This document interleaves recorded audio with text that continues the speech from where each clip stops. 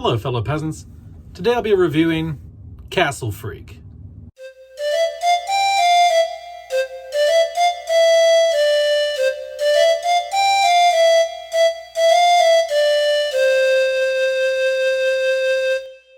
Alright guys, so I just got done watching Castle Freak. This film came out in 1995. A guy at work recommended this to me. He said that it's a cult classic and that I need to check it out, and so I did. What is Castle Freak about? Well, basically, this guy finds out that he has inherited this castle over in Italy, and so him and his family move in, and they don't know that there is a monstrous freak living down in the dungeon of this castle. So what do I like, what do I not like about Castle Freak?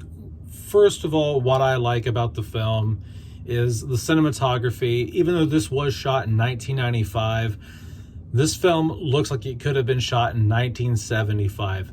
I mean, this looks right up there with, like, it looks like Don't Look Now. Just the way that it, just the way the camera work is done. There's like almost no still shots in this. Everything's a little shaky. The color grading, just everything about it. Like, even if it wasn't for a handful of like 90s looking outfits in the film, you would not know that this is a 90s film. You would think this is straight out of the 70s. So I really like that. I really dig that European 70s vibe that it has. What else do I like? I think the acting is great in it. I give the acting an A in this film. I think that it's well done. Everyone gives a good performance. I can't complain there. What else do I like? I think the story is interesting enough. I think that it could be a bit shorter. It lags in some areas. I think if you knocked a good 10 minutes off the movie, made it about an hour 25 instead of an hour 35, I think that would help. But the story is good. It's interesting. You know, he inherits the castle. There's a freak living down in the basement, and it gets loose and it starts killing people and stuff. And so that's interesting. And so what do I not like about the film? I think it's, like I said, in terms of runtime, it could be 10 minutes shorter. I think that sometimes it doesn't make sense. There's like some blatant errors in the film. Like, for example, when the castle freak goes into the daughter's bedroom, the same way he runs out to escape her room, the parents come running in from that same door that he runs out of. And you're just kind of like, well, I thought he just ran through that door. Now you're running through it the opposite way. Wouldn't you have seen him? Like, he exited and you entered all within like 3 seconds of each other. So like, how did you not run across each other? How did you not see him?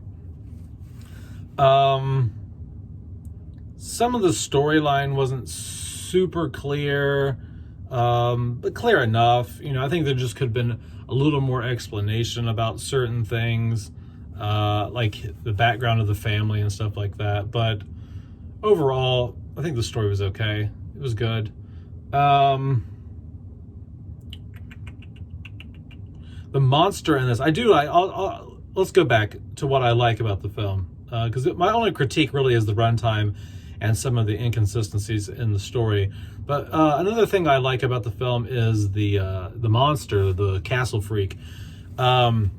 He's ugly looking, man. He's just nasty looking. Just runs around with this cloth on. He doesn't have anything underneath the cloth. He's just running around with this like white linen cloth. He's got this chain still stuck to his hand, because so the backstory for the castle freak is supposedly he was supposed to have died at 5 years old and been buried, but he never was. His mom just kept him down in this dungeon and beat him and whipped him. And so he's been down there for a while. And so that's like his backstory. And I also like not only how he looks and how creepy he is, but I also like the side story here. There's a subplot here with the father in the film. He's having like marital issues because he was drunk driving one night and got into a car accident, and that ended up blinding his daughter who was in the car and killing his 5-year-old son.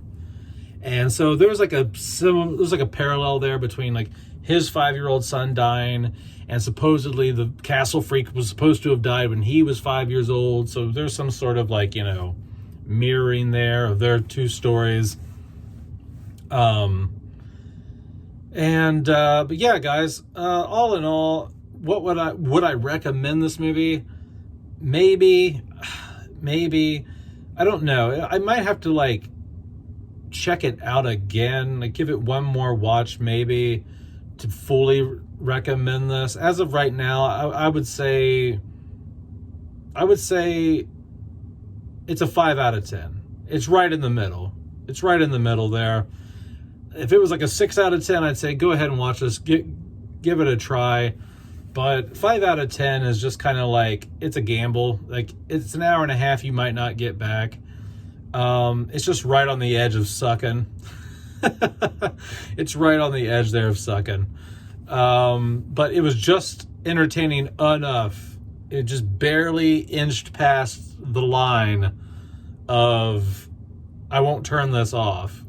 But all in all, I thought it was decent enough to not turn off. I'll just put it that way.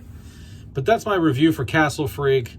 If you guys love this film, let me know. If you hate it, let me know. Go down in the comments below and let me know what you think about the film. I have not seen the 2020 remake yet. I might watch that and check it out. I don't know if that's any better or not. I've seen some reviews that say that the 2020 remake is nowhere close to as good as the 1995. Who knows? I don't know. But anyway, guys, have a good one, peasants. Peace out. Bye-bye.